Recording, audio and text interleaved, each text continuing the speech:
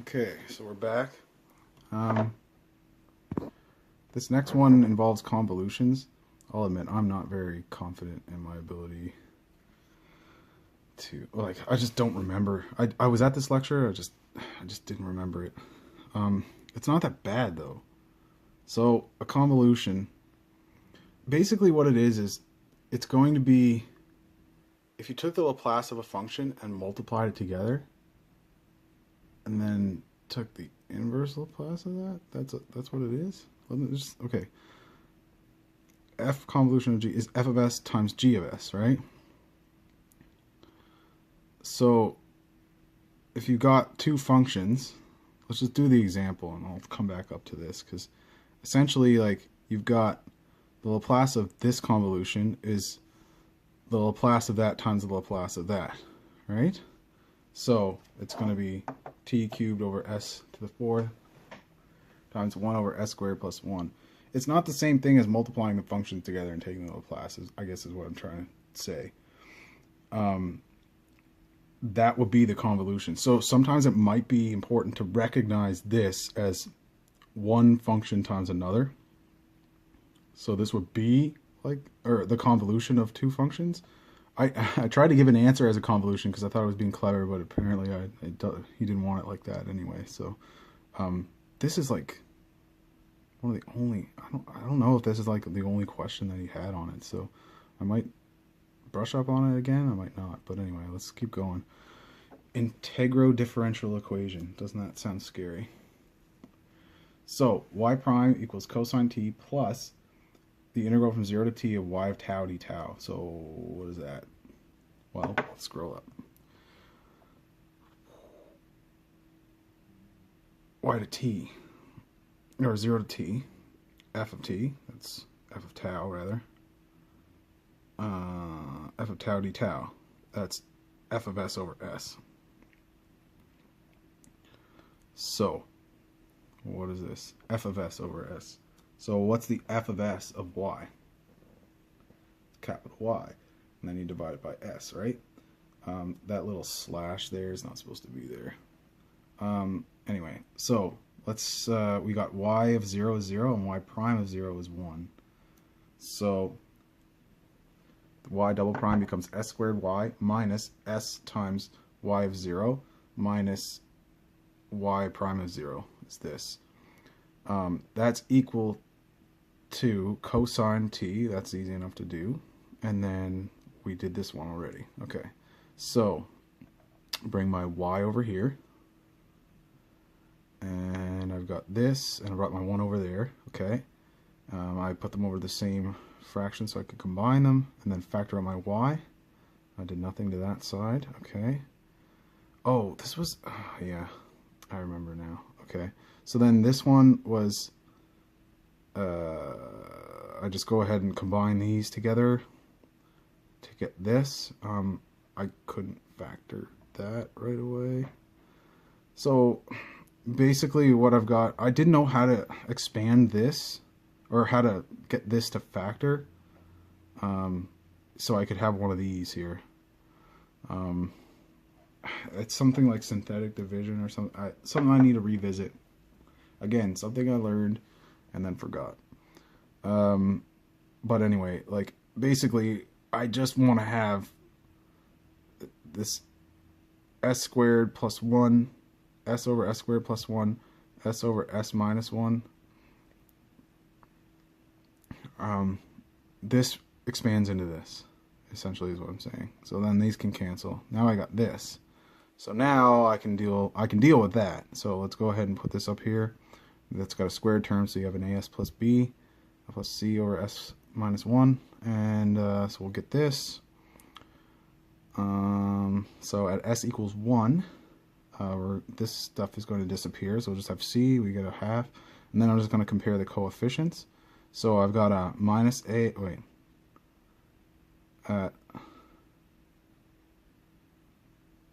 Wait a minute, what did I do? Oh, I'm looking for s, right. So I've got a single s, then I've got an as, and I've got a bs, but the c is going to be a squared term, so that's going to disappear. And it's minus as because this as gets the -1, and then so that's where that comes from. B equals 1 plus a, and then 0. I went with the squared terms. I got a single a squared and a c squared term, and then I had the value for c, which was a half, so that's -1/2, so a is -1/2, and I plug that into here to get b. So I got a and b and c. So now I've got a and b and c. Then I go ahead and I split this up. So this becomes -1/2 times cosine of t plus 1/2 of cosine of, of sine of t, because there's no s there, plus e to the minus t times a half. And that's that. This fucking question. Okay, so I had a -1 here.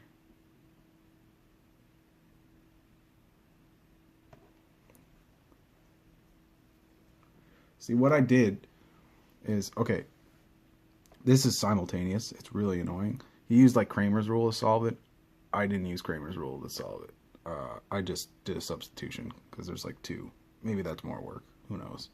I didn't know. I don't remember Cramer's rule, and I don't want to learn it. So if I get one of these, I'm still going to do a substitution. But I could do it fine if I didn't fuck that up. So watch. X prime, x of 0 is 0, and y of 0 is 1. So x prime, the Laplace of that is going to be sx minus nothing, right? Because there's nothing there. Then x is just going to be x minus y prime is going to be minus, and then I should put this in brackets, right? Minus sy, and then -1, but I had a -1 there, so I put a plus in here because I distributed that negative. But what I did is I had minus sy, and then I had -1, and then just having that made it, like, I even did the whole thing and got a solution, and it was completely different, but I managed to reduce it after fighting with it for hours. So the first thing I did was I had that, and then I did all this shit to like solve for 1, and then I found an error somewhere in here, so then I corrected that error and kept going and got another thing, solved that, but then it turned out it was wrong because this was the wrong thing. So make sure, like, just make sure this is perfect, because you'll be chasing your tail at the end. Okay, so let's see.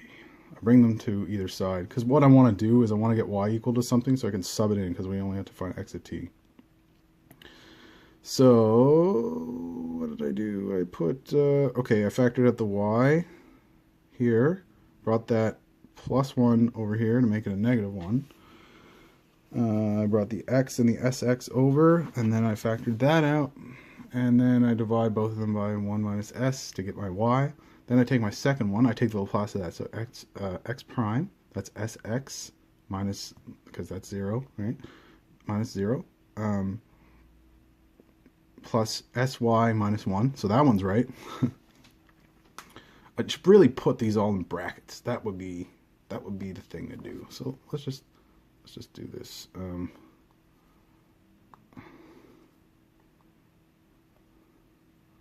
Right? And this. Okay. And then this one, that's x prime, right? That's sx. That looks like a 5, but it's an s. And this is y prime. And then this is 2y. Okay? Alright. So then I go ahead and I sub that in. Yeah, okay. So now I'm going to distribute that s into all this. I'm going to distribute that 2 into all this. I'm going to factor out my x's. Yeah, so I got sx, and then minus s plus 1, right, over 1 over s, and then I had the minus x s plus 1 here. So I factored that out, and I have the minus 2s plus 1, and those were over the same thing. Okay, and then I had minus s plus 2. Where was that? S minus 1. Wait a minute. What's going on here? There's my x's. Oh, s minus 2. So that's factored out the negative over 1 over s. Okay, yes. All right. So then I bring that over. Now I got this. This is supposed to be... Wait a minute. Yeah. I still had some of my error because I went and checked it later. Do I still have...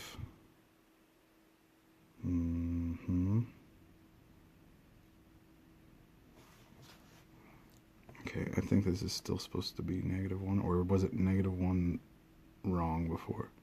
It's plus 1. Yeah, that's negative 1 over there. So this one should always be a negative 1. Sorry, people. All right, so what did I do with this one? I multiplied s by 1 over s to be able to combine it with these guys. I expanded this all out. I'm just leaving this side alone for now. I'm getting that, and then I factor that 2 out, and I get that fucking thing. And this one was really confusing to me. Okay, so then that's great. I think that's as simple as I can get it, so let's go ahead and divide. So this minus 1 becomes this divided by this.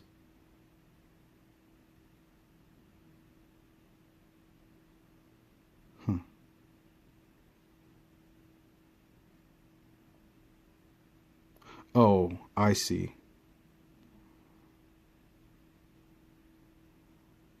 Okay, no, that becomes negative. This is supposed to be... Oh my god. What's going on here? Let's see.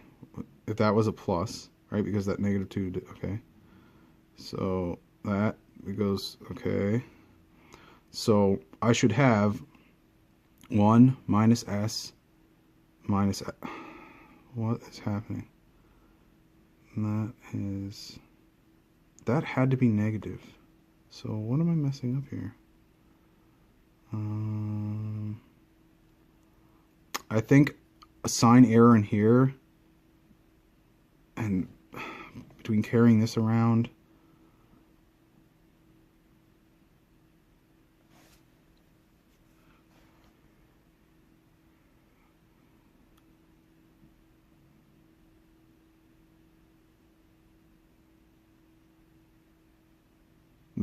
that's what it was. That's a plus 1 the whole time, not a negative 1. Good. All right. So I like fixed it down here, but I didn't fix it all the way up. I'm like, yeah, I'll remember that. Okay, so this is still negative, and that's negative. So then this becomes minus 1 plus s, minus 1 plus s, minus s, minus 2. Okay, perfect. Now we got this. So then the s's just disappeared. So now I get this goddamn thing. So then I complete the square. Right? It doesn't occur to me to complete the square that often because I just like never do it, right? So that's why, this is new to me. So anyway, whatever. That's cool. Let's go ahead and do this. So this looks a hell of a lot like sine, right? So what this, imagine that this was, the squared version of the, so like imagine it's this. Okay. All right. So I need to have a square root of 3 over 4 on the top. All right. So if I multiply by root 3 over root 3, because the square root of 4 is 2, right? And I already have a 2 here. So then I can get this, right? So I get minus root 3 times 1 and minus root 3. Minus root 3 over... Okay, that's what I got, right? That's the 3 over 4 there. And then that square root of 3 over 4 canceled that 2. Wait, hold on. I've got this 2, this 3. 3, okay.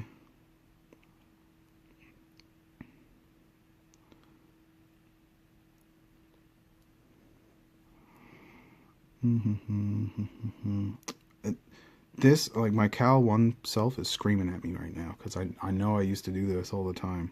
You used to have to do them for, like, your limits and stuff. Anyway, all right, so I need that to be the square root of this, okay? So I have the square root of that. I can call that the square root of 4, right? So I already have that. And then I have my root 3 now. So I'm left with root 3 over, or sorry, minus 3 over root 3, which is minus root 3, right? Because you can think of this as, you know, minus root 3 times root 3 over root 3. So I'm left with minus root 3. All right, so then I get this. So now this is going to be this times sine of, that would be the beta, so minus root 3 over 2, right, because that's squared. And then this is shifted, so it's e to the minus 1/2 t. All right, so that's what that is, and that was holy shit, because that took me forever because of those two mistakes. Like, I must have worked on that question for like 2 hours. Okay, and then at that point I was starting to get worn out. These are like those word problems, like anyway, this kind, the math on a spring, that's not going to be on the exam. Same with this one, so I just skipped them. This isn't going to be on the exam, but I wanted to do it anyway. Turns out it was a really long problem, but it's the kind of thing that we're going to have to do for Circuits 2 or something, something similar to it. It's just anything I can do to practice for Circuits 2 is useful while I'm still doing the DE stuff. Okay, so let's just do this one real quick. All right, LRC, that must mean LRC series circuit, right? That has an inductor, so 4 Henrys, 120 ohms, and 1 over 800 farads. E of t is a step function. It starts off at 8 volts for the first second, and then after the first second, it goes to 12 volts. So E, voltage across an inductor is L di dt. Voltage across this is Ri. And then if we want to think of it in terms of Q, I often don't deal with Q in circuits because I don't think about it that way. But 800, it's basically, it's 1 over 800. The voltage across the capacitor is 1 over C. All right? So if the capacitance is this, it's just the inverse, right? So that'd be 800 Q. That's the charge. Sorry, I said voltage, I meant charge. Yeah, so then we got our E of t, which is a step function. We'll deal with that later. But so 4, which is the Henry, so L di dt plus 120 I, right, plus 800 Q is equal to E of t, which is 8 for the first bit, for the first second, and then what do we have to add to 8 to make it 12 at that time? So it's going to be 4, and then that turns on at 1 second, right? And then I just rewrote these because Q, that's what current is the change in charge over time. And then this is the accelerated change in charge over time, I guess. Anyway, so there we go. We get this. We're going to divide by 4. That makes these a little bit smaller and more friendly. Now we get to go ahead and do this. All right, so what was the charge at t equals 0?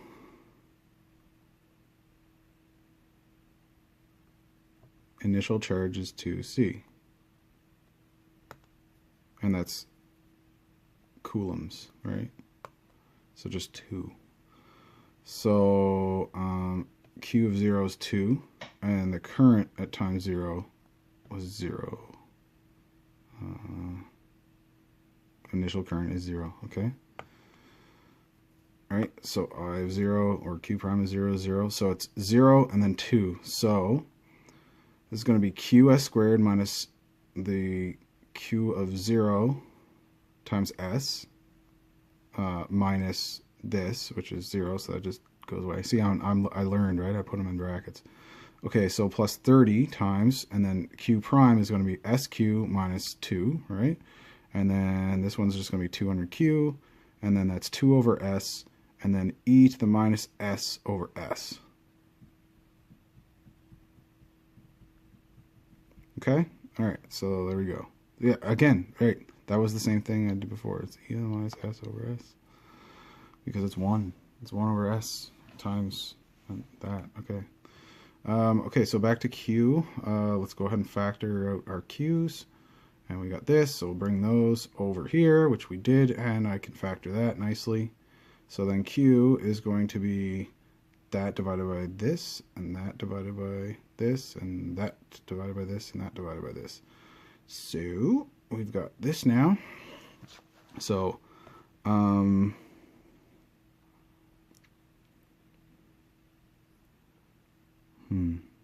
okay, right. So because these were all here, I wanted to keep my e's separate. Why? I don't think I have. I think I'm doing more work that way. Oh, wait. Because I need to compare coefficients. Let me just say I can do this, and then I'm just going to do this on the side. I don't know. I don't know. Let's go ahead and just do that, because that's what I did.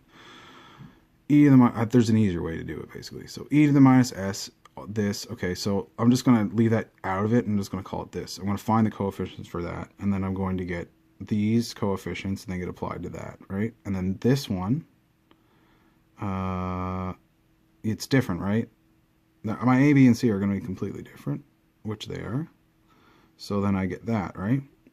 So now that I have that, it's probably easiest to do it like this, because then I'm not like going to make a silly mistake with these, and then what I do with them when they get applied to this and all that shit, because they're just different functions. All right, so now that I've got all of those, oh man, okay, a, b, c. A is over s, b is over this, c is over this. So a is 1 over 200s.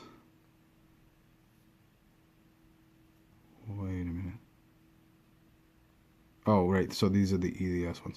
1 over 200s minus 1 over 100 s plus 10, and then that, right? So that's a, b, and c for the e ones. And then the a, b, and c is 100, 398 over 100 minus 398 over 100. So that's 1 over 100, 1 minus s, because, right, it was over s. 1 over s, so I said 1 minus s, I meant 1 over s. 398 over 100 times that, and that. Okay, so now this is going to be 1 over 100, right? Because times the Laplace of 1, or inverse Laplace of 1 over s, which is 1. And then this one is just e to the minus 10t times that. And then this is minus 398 over 200 times e to the minus 20t. And then this is a step function, so u of t minus 1, right? That's what this is, because that's the minus 1s, right? And then it's 1 over 200 minus 100, minus 1 over 100, and then that's e to the minus 10 t. But then the t gets evaluated at t minus 1 because it's multiplied by this guy.